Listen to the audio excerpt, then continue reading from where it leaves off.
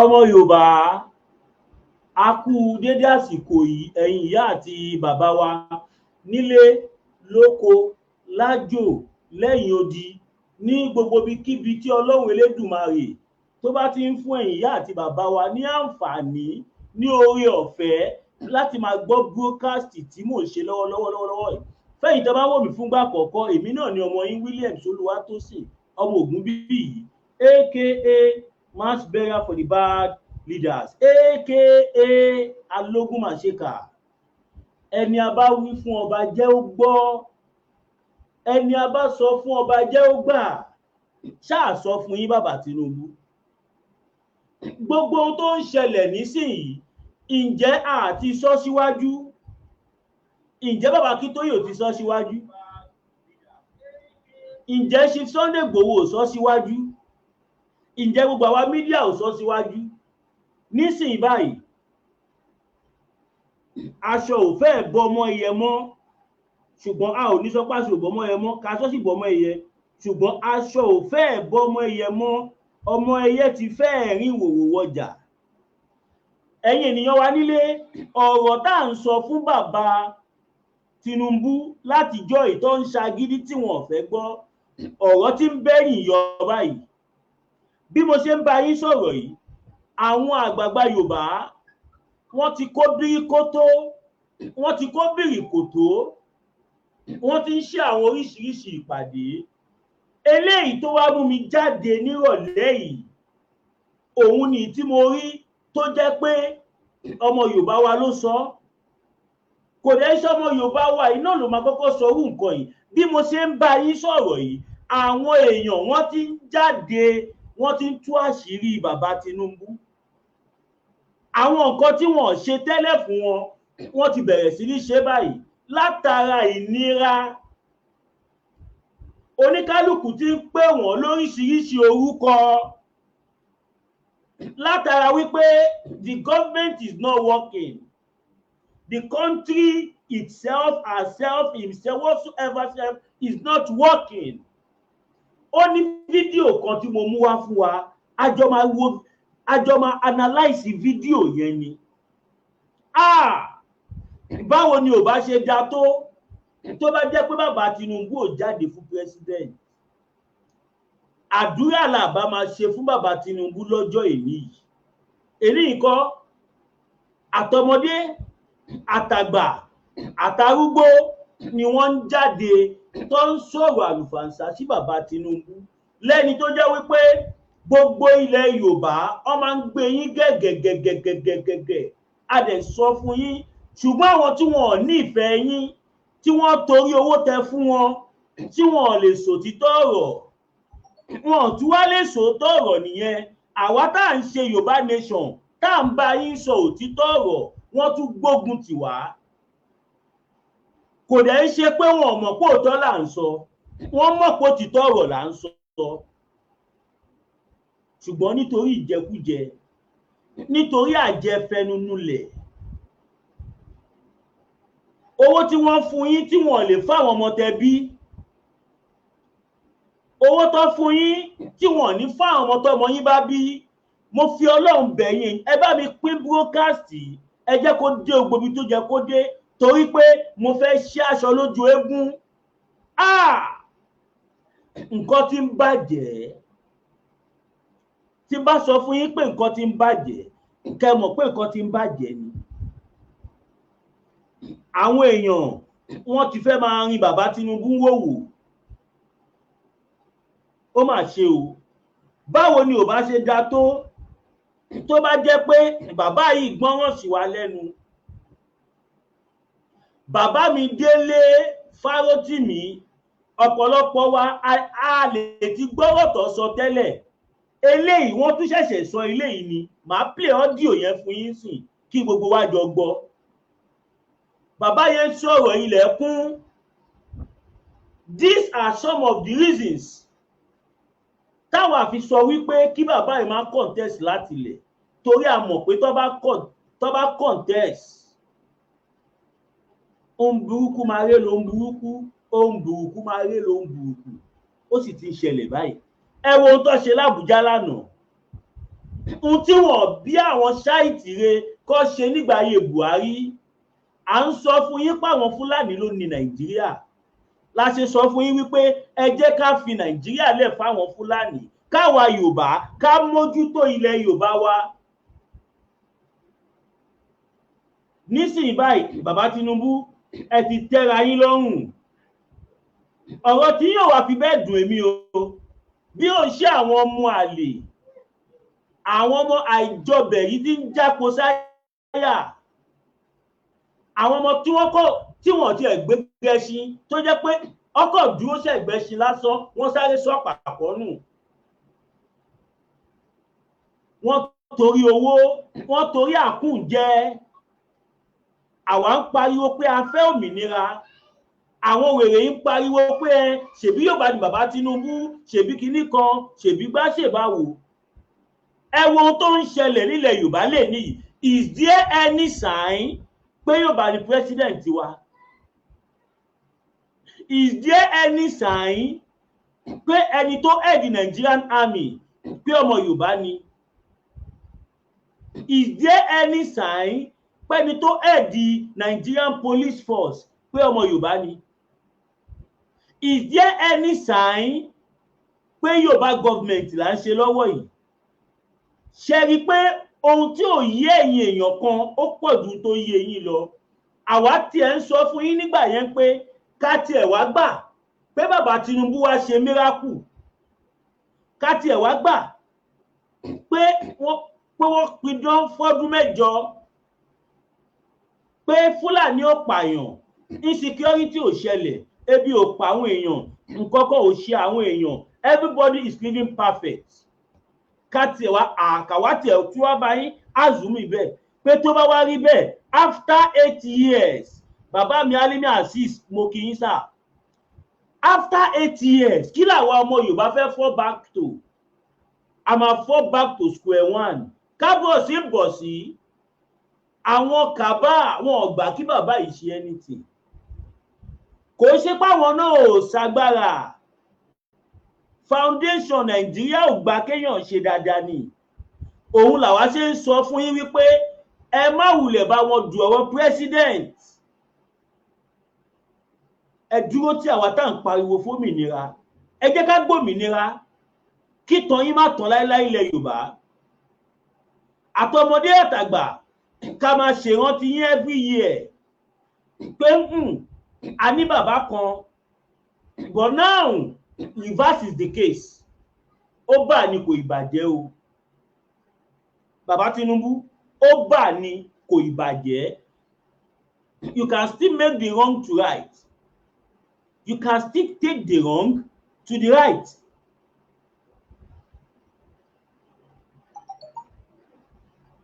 ṣe rọ́wọ́ táwọn Fúlàní ń gbé pẹ̀lú yín báyìí ṣe bẹ́ẹ̀ rí fídíò tí mo fẹ́ play nísìnyí bàbá wa Délé Fárántìmí mo kírẹ́dìtì máa yẹn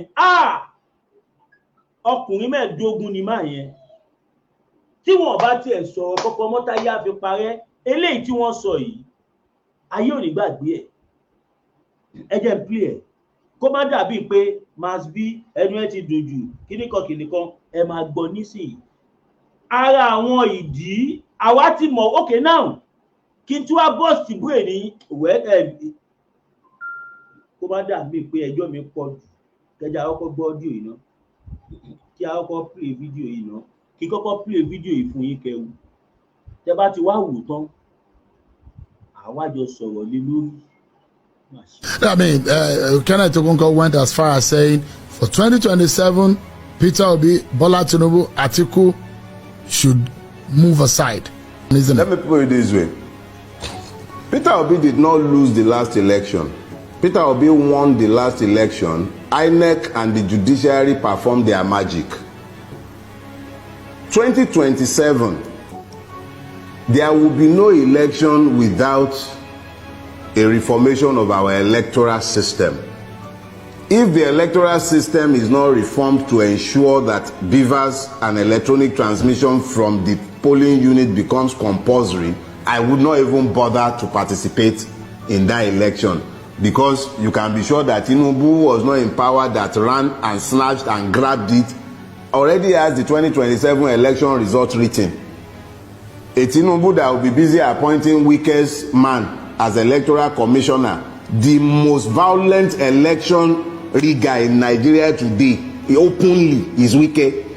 That is the person whose proxy was being appointed as that's a weighty allegation. Electoral commissioner. That's a weighty allegation. I said it because it's on video. Now what I beg, she will stop being politically correct. There are multiple videos and audios of Wike enforcing his political will in Rivers State over and above the sovereign will of the people of that state. Violently too. So this is not, please, I don't do beer parlor talk. No, because and when you need to balance things, you can, are you suggesting, okay, so let's turn it into an argument. I am saying here, my name remains Dele Farochimi, and I am saying that there are more than enough material online showing Wike violently suppressing the right of the people of Rivers State to elect their chosen representatives. And I am saying that his personal aide, his person, has already been appointed a resident electoral commission since Tinubu came to power. So how can you be talking about a free and fair election in 2027 when it's already a fait accompli that without consequential amendment of the Electoral Act, without a consequential reformation of our judicial system, the same madness that took place in 2023 will repeat itself in 2027. If we do not tell ourselves these basic truths ahead of time, how can we even hope that anything will change? We have to be unapologetic and unrepentant in pushing the truth in their eyes. As I've told you, the truth is both a sword and a shield. I love wielding it as a sword and smashing them on the head with it, and I don't care for their feelings.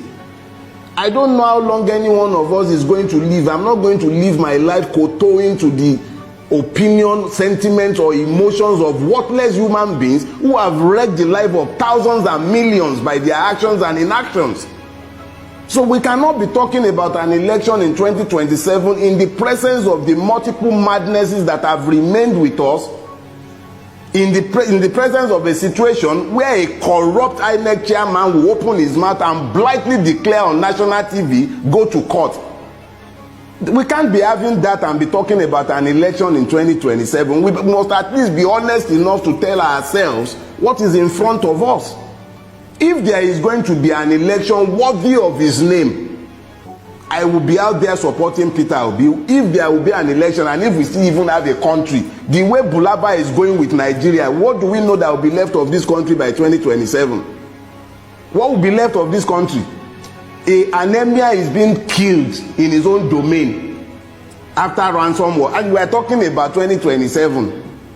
An Oba was killed. 2 Obas, for instance, were killed in Ekiti for the other time, and we are still talking about 2027.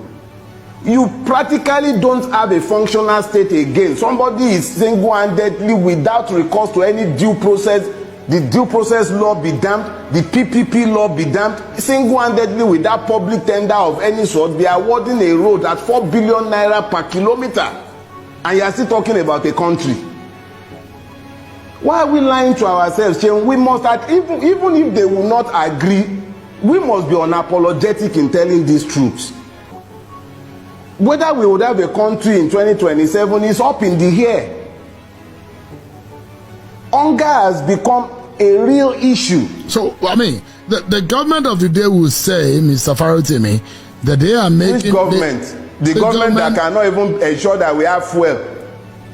Which government? Do you have government? You have exploiters, buccaneers, thieves. But, I mean, which government? The government of the day will say they are making efforts in fixing the problem that they met on the ground. It's still early in the day. They just have about a year. I'm Chinese too. I'm Chinese and I'm 6'7". Do you believe me? The government of the day has said they are making effort. We see the effort now. They are making effort. They are buying private jet. They are buying yachts.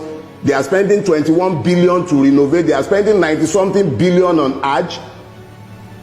Is that the? And then they are falsely and fraudulently implementing Orosanye report. They are busy privatizing NNPC. We are busy refining in Malta and everywhere. We see the effort they are making. So I'm Chinese too, Sheung, and I'm 6'7". Do you believe me? So you don't see any good that this government has done since the last 1 year? You, I'm asking, because I'm a journalist. I'm asking. I had no expectation of anything good from this government. Nobody steals power to benefit the people. It does not happen. I do not expect the mercies of a thief who has robbed me. I was not under any illusion whatsoever about this government. Ṣé ẹ̀yin náà ti gbọ́ àwọn ọ̀rọ̀ tí Mr. Dele Farotimi sọ? Ẹ jọ̀ọ́, kí ló opinion inú ọ̀rọ̀ yìí? Now, ẹ̀yin ìyá wa àti bàbá wa, mo tún sì fẹ́ play fídíò kan fún yín. Ẹ bá wa share fídíò yìí, ẹ jẹ́ kó dé gbogbo ibi tí àwọn ọmọ Yorùbá wà káàkiri àgbáláyé. Torí wípé níbi tí a bá délé níyìí, kò sí nǹkan kan tó jẹ́ kó wà lọ́kàn bàbá Tinubu kọjá wípé bí wọ́n ṣe fẹ́ fún wa lórílẹ̀-èdè Yorùbá. After all, ọ̀pọ̀lọpọ̀ àwọn ọmọ Nàìjíríà gun ò retí ìkankan from that government. Òun lẹ ti gbọ́ lẹ́nu Mr. Dele Farotimi. Wọn ò dẹ̀ parọ́, kí ló fẹ́ yọ? Ṣùgbọ́n ẹ jẹ́ kó mìnira yọ. Ẹ jẹ́ tún play kan kí ẹ tún gbọ́. Man to resign tí wọ́n resign lánàá as DIA or DI something. Àwọn náà ti sọ̀rọ̀. Kẹgbọ́n kan tí wọ́n sọ. I had no expectation of anything good from this government. Nobody steals power to benefit the people. As of today, if there were to be a presidential election, Peter Obi is the person I'll still queue behind. The way Bulaba is going with Nigeria, what do we know that will be left of this country? Ẹ̀yin náà ẹ gbọ́ nǹkan tí màá yẹn sọ. Ṣé rí pé nǹkan kì í ṣẹ̀ṣẹ̀ ràgó? Ṣẹ́yìn náà ti wá rí nísìnyí wípé ọ̀rọ̀ yìí kò kì í ṣe nǹkan tó ń fọwọ́ bò mọ́.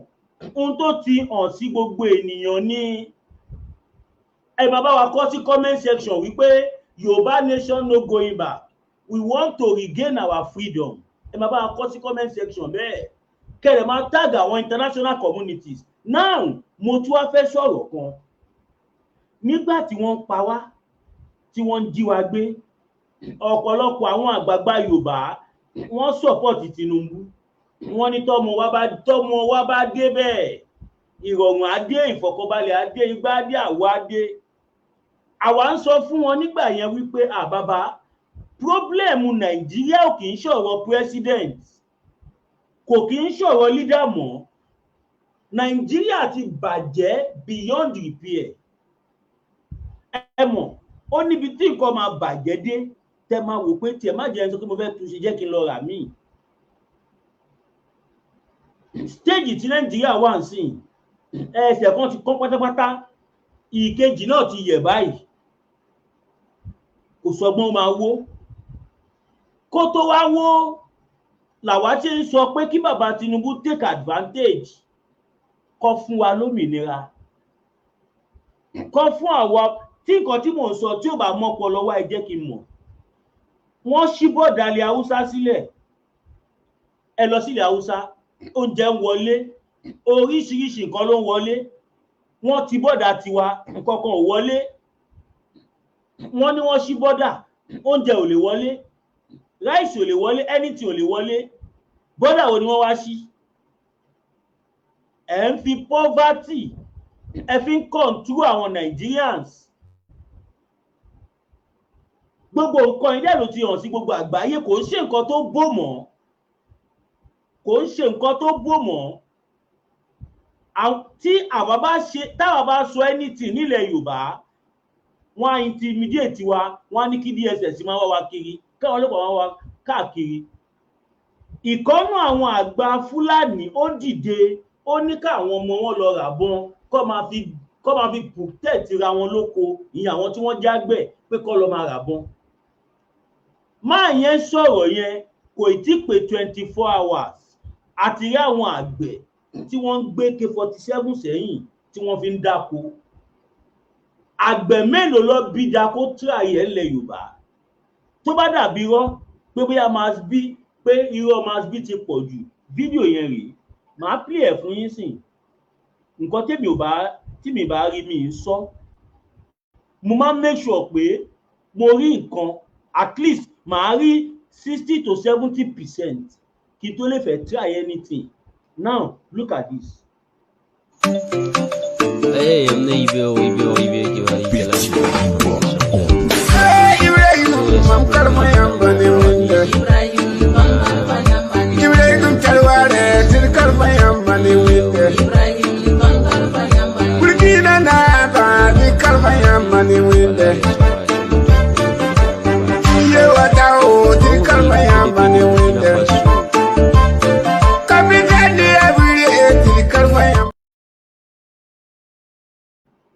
Kí lẹ rí yẹn?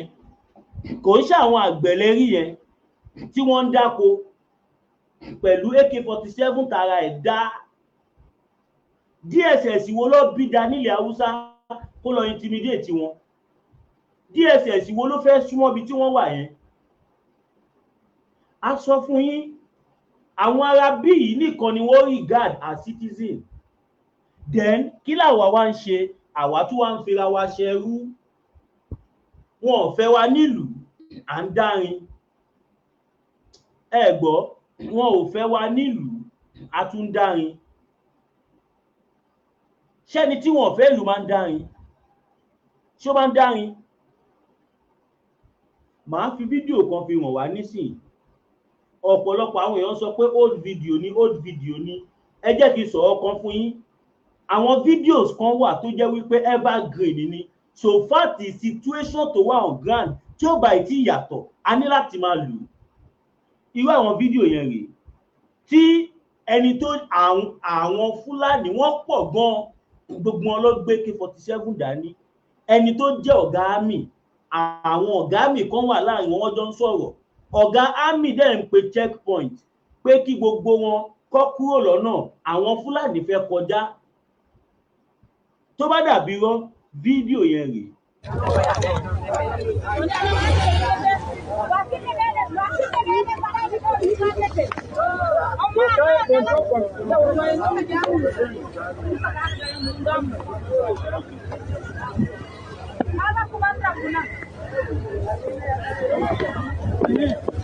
Hello Sunusi. Da Allah ina son kana ji. Ka biyo bakin hanya duka ka gaya ma mutane cewa da Allah ga Fulani nan za su zo su wuce ba ruwan kowa da su. An yi magana ne yanzu za su zo wucewa kawai za su. Ka gane abu bakin hanyar nan kar wanda ya ce wani abu, ga su nan wucewa kawai za su yi. Da Allah abi ga su nan za su taho yanzu, da Allah abi a gaya ma mutane. Ṣẹ́yìn náà ṣe ipá yà kó àwọn pípù yìí gan. Ṣe ipá àwọn pípù yìí àyà kó wọn gan. Ṣe ipá wọn mọ tí wọ́n ń ṣe. Òun ló fà á tí ìyá yìí kí lórúkọ ìyá yìí náà, former minister of education, tí wọ́n fi bínú sọ̀rọ̀ pé àwọn ìjọba fún ara wọn àwọn ló ń pa wá. Ṣèbẹ́gbọ́n kan tí ìyá Òkójèwé àlà, ṣèbẹ́gbọ́n tí ìyá yẹn náà sọ ní channel lánàá. Ìyá yẹn ní káwọn politicians kí wọ́n stop láti máa weaponize àwọn terrorists. Ìyá yẹn mọ ohun tó ń sọ. Àbá ṣèbá rẹ̀ ni mo fi hàn yìí. Tẹ́ni tó jẹ́ serving soldier tó ń pe checkpoint pé káwọn àmì wọn gbọ́dọ̀ disturb àwọn Fúlàní tó fẹ́ kọjá. Can you imagine that? Can you imagine that? Nílùú tó lọ́ba tó níjòyè, eré kí lajá ń bẹ́kùn ṣe. Tẹ́ bá rántí ọ̀rọ̀ kan tí ìkànnú àwọn olórí ọ̀dọ́ wọn nílẹ̀ Haúsá tó sọ. Ó ní àwọn Fúlàní tó ń pààyàn káàkiri, ó ní àwọn activist àwọn ni, àwọn ajìjàǹgbara àwọn ni, àwọn ni freedom fighter àwọn ìyẹn àwọn tó ń fẹ̀mí àwa ṣòfò làwọn ń pè ní freedom fighter torí pé wọn parọ́ freedom fighter wọn ni wọn yes torí àwọn ló ń bá wa pa wá káwọn lè inherit ilẹ̀ wa yes oríṣiríṣi freedom fighter ló wà freedom fighter tiwa ní Chief Sunday Gbodo àti bàbá Bánjí Akíntóyè àti gbogbo àwa ọmọ Yorùbá tá jẹ́ frontliner freedom fighter ni wá ọ̀nà táwa ń lò diplomacy a dẹ̀ ń lo media àwọn ò lo media wọ́n ṣẹ̀fẹ̀ máa lo media sí ni àwọn lo terrorism act wọ́n pa wá wọ́n ṣe ethnic cleansing wọ́n pa wá lógúnlógún wọ́n pa wá lọ́gbọ̀nlọ́gbọ̀n ọmọ pé ìjọkànjọkàn nílẹ̀ máa mọ́ táwọn ti máa pa gbogbo ilẹ̀ Yorùbá tán àwọn èèyàn wọn tó wà ní Sokoto tó wà ní Maiduguri tó wà ní Kaduna wọ́n á wá take over ilẹ̀ Yorùbá àwọn ọmọ Yorùbá tí wọ́n bá pa nígbà yẹn wọ́n á wá di refugee ṣé ohun tẹ́yin bàbá wa fẹ́ jẹ́ kó ṣẹlẹ̀ ṣé ohun tí ẹ̀yin bàbá wa ohun tí ẹ fẹ́ jẹ́ kó ṣẹlẹ̀ sí wa ilẹ̀ Yorùbá rèé ẹ dẹ̀ tí ìwò dáadáa ó mà ṣe o ó mà ṣe o ó mà ṣe o gbogbo ìgbà tí mo bá rántí ọ̀rọ̀ ilẹ̀ Yorùbá mo máa ń sunkún ni torí pé níbi tá a bá délé níyì níbi tí àwọn Fúlàní pa wá délé níyì ká tún sì ráwọn ọmọ àlè bí àwọn ìyá kàṣẹ́tà ń kó àmà gbọ́kọ́sọ̀ kankan mọ́ gbogbo ẹ̀yin tẹ́ kàmpé níbo lẹ wà lọ́jọ́ èní yìí kẹ́kẹ́ ti pamọ́ gbogbo yín lẹ́nu ẹ wo tó ń ṣẹlẹ̀ sáwa ọmọ Yorùbá nísìnyí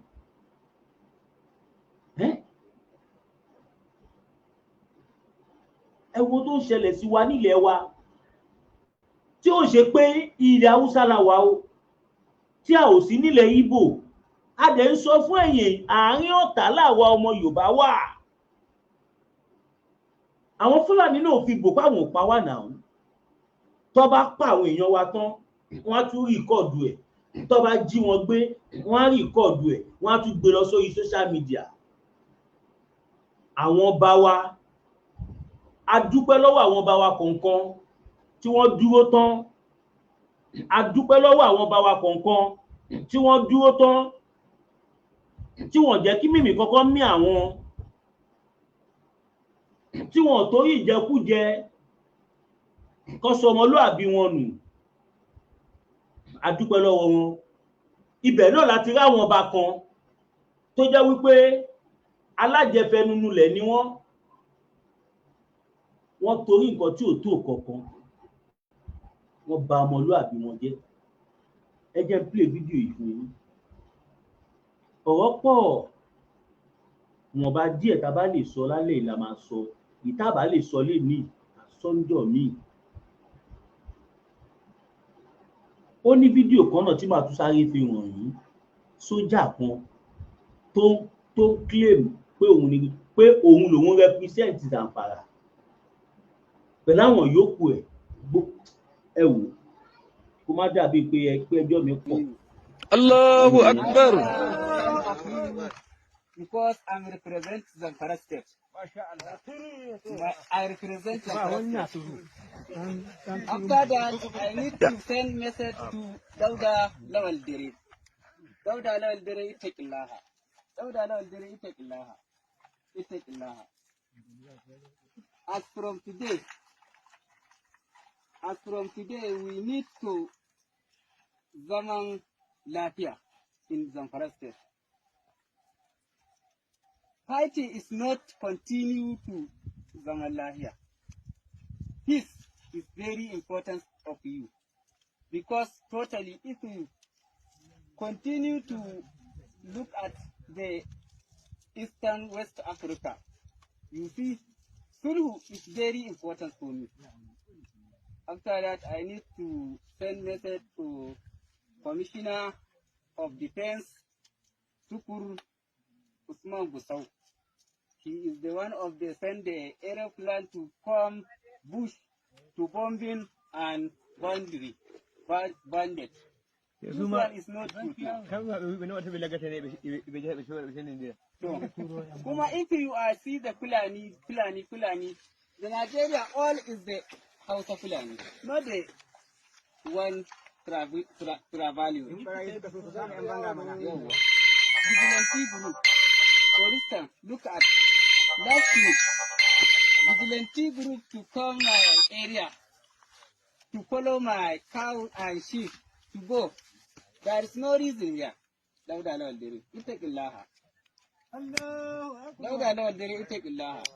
You are the leader of Nigeria, Zamfara State, in terms of Zamfara State. So, if you are need to continue to lead Zamfara State very well, no be problem.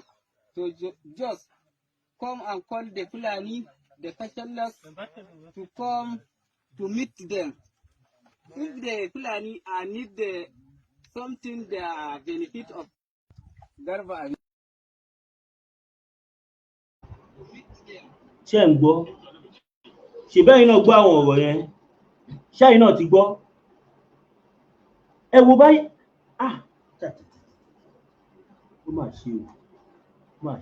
Ògbénu omi ríran tẹja ògbólógbé gúngún ní dún tàbàtàbà nínú aṣọ ògbólógbò oníṣègùn ìbílẹ̀ kan bẹ nílẹ̀ Yorùbá tọmọ tì fún tẹ̀dọ̀ ewé àti olóyè Máyégún adífá bí ẹni wẹjú aníkúlápó agbọ́sẹsẹ fámọlé agbẹ́ǹkùlé mọye olùtọ́wù ogun àìrọ́mọbí ni tiẹ̀ ni ogun àìrálàánú ló ń bá ayé rẹ̀ wọ̀dì mú àrùn ọjọ́ pípẹ́ ló ń bá ọwọ́ jàǹkadì káṣiṣẹ́ bí erin jẹ̀jẹ̀ ìlérí ogun àmúbọ̀ ọkọ àmúbọ̀ aya ni tiẹ̀ ni tàbí ogun afinisẹ̀sìn níwájú olóore èyíkéyìí ogun tàbí àìsàn tó máa ń bá ayé rẹ̀ jà tètè máa bọ̀ wá sọ́dọ̀ olóyè Máyégún adífábí ẹni wẹjú abolórí bẹ̀rí abániyẹ̀ràwọ̀ ẹni wò aníkúlápó àgbàlagbà ọ̀jìmì tó mọ orúkọ tí wọ́n ń pe àwọn ìyá mi àgbà fún àyẹ̀wò tàbí ìmọ̀ràn ẹ pè sórí nọ́mbà yìí 08023940939 08023940939 báṣẹ́ bá mu mi àjò dànù bí gèrè bá mu mi àjò dànù tìlẹ̀ tọ̀nà la fi ń jolóńgìní tètè máa bọ̀ wá sọ́dọ̀ olóyè Máyégún adífábí ẹni wẹjú kógun ayé rẹ̀ ó dà fíẹ́yìn.